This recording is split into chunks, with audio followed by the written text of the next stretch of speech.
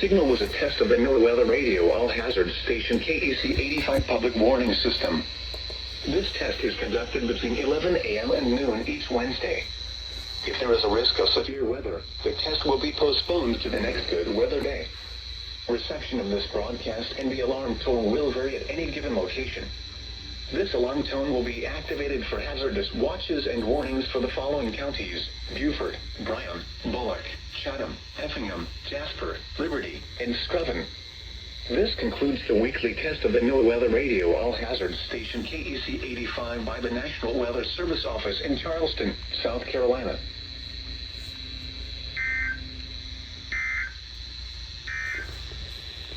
Synopsis for the coastal waters of South Coastal South Carolina and North Coastal Georgia.